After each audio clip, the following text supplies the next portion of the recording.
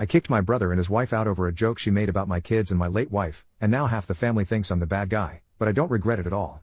I, 36 male, am a single father to my 2 kids, who we'll call Gabriel, 17 male, and Becky, 14 female. Their mother, my wife, passed away 8 years ago after a long illness. Obviously, this was devastating for our family and we're still recovering from the loss even now. I haven't remarried or even bothered seriously dating since my wife's death, as I don't think I'll ever love anyone like I did her ever again. I miss her dearly, but I am content being single if she's not around. Also relevant to this post, the house that we live in currently originally belonged to my wife's grandfather. She inherited it when he passed, and then she left it to me in her will. It's a nice house and quite large, with 5 bedrooms and a decent amount of land as well. I have a younger half-brother, who we'll call James, 30 male. James and I share a father but have different mothers. To be honest, we've never been particularly close. Not to get too into irrelevant details, but our upbringings and our respective relationships with our father are very different, and it's always been a source of quite a lot of tension between the two of us. However, at the end of last year, James suffered from a series of pretty severe misfortunes. The company that he was working for went under, meaning that he ended up losing his job and, since he works in quite a specialized and competitive field where jobs are few and far between in the first place, he was having a really difficult time finding another one. He was the sole earner for his family, so obviously this was quite a blow for them. Several weeks after that, they experienced a house fire which left the family homeless and destroyed a lot of their belongings.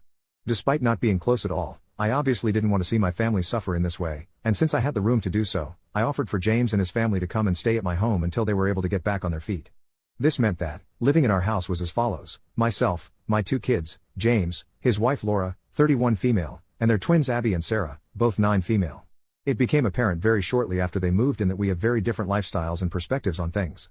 Simply put, James and Laura consider themselves to be more of a traditional couple, which is why James was the sole earner for their household. They both believe that it is a man's duty to go out and work while his wife stays at home and tends to the house and the children. This is also how they are raising their daughters. Let me be clear, if they want to live this way and it works for them, then power to them and they're well within their rights to do so. However, this isn't how I run my own household. Both of my kids have always been taught how to do housework, and both have always been actively encouraged to pursue whatever careers they want in the future. I was aware of our lifestyle differences before they moved in. However, I had not been anticipating it becoming an issue of any sort. However, around a month into them living with us, I noticed that James and Laura were starting to try and push their ways into my family. For example, on nights when it was Gabriel's turn to do the dishes, Laura would tell him he shouldn't be doing that and would ask one of her own daughters to do it, or suggest Becky take over instead. I also noticed that James developed a habit of asking Becky to do things for him that he was perfectly capable of doing himself, such as getting him a drink while everyone was watching TV together or asking her to clean up a mess that he made. I always shut this behavior down when it happened, and eventually sat James and Laura down one night and told them that they're perfectly welcome to live how they want when they have their own home, but this is the way we do things in my house and I would appreciate if they would stick to that while under my roof. They did try to push back a little, but I held firm and they eventually relented. For the next few months, everything seemed fine. There were a couple of instances where Gabriel and James knocked heads over differences of opinions, but it was never anything serious and never went any further than a couple of heated discussions over the breakfast table. I was also aware that Becky found Abby and Sarah a bit annoying because they always wanted to be in her room or around her, but again, this was nothing major and was very typical teenager sharing a house with younger kids type of stuff. In late July of this year, James finally found another job in his field and they began the process of finding a new home of their own.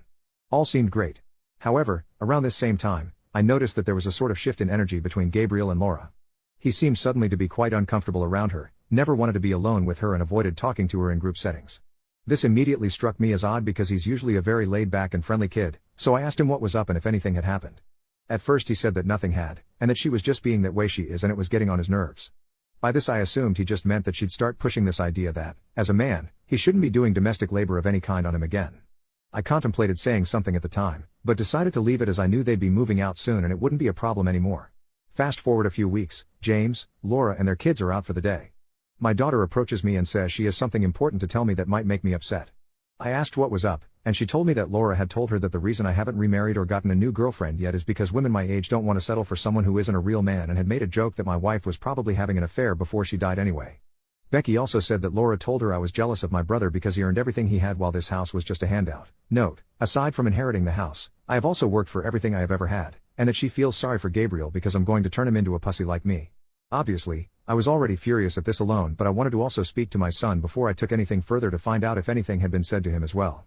When I asked him, I found out that Laura had not only made the same jokes to him, but had offered to hire a street worker for his 18th birthday so that he could become a man. Gabriel isn't into girls, and when he told her that, she had just laughed it off and told him he'll learn to be. When James and Laura returned to the house, I immediately confronted her about this. She didn't deny any of it, but just started laughing and saying it was all a joke and I needed to lighten up. I told her that, not only did I not find it funny but she was no longer welcome in my house if that's how she was going to speak to my children, and that I wanted either an earnest apology or for her to leave that night. They were both outraged at this, continuously telling me to lighten up and get a sense of humor. I told them it wasn't funny at all and gave them the same ultimatum: apologize and mean it, or Laura has to leave. I made it clear that she was the one I had the issue with and that James and their twins could stay if they wanted, but I didn't want her in my house anymore if that's what she felt was appropriate. That night, they packed their stuff up and the whole family went to an Airbnb, where they stayed for a couple of weeks until they were able to move into a new place. Our family have been split on this. Our father is taking James's side, which isn't shocking at all lol, though surprisingly James's mother has reached out to me and acknowledged that what Laura said was inappropriate and she understands why I'm upset, though she thinks I overreacted. The two of them have been very much dramatizing the story about how I threw them out in the middle of the night for no reason. They left at around 7 p.m. and went straight to the Airbnb, so in a lot of their friends' eyes, I'm the villain in this scenario. I know I did what was right for me and my children, but I am catching an awful lot of flack for it and it is starting to take a bit of a toll. Mostly, I just can't wait for it to be over. Thank you for letting me vent about this all. It felt good to get a lot of it off my chest.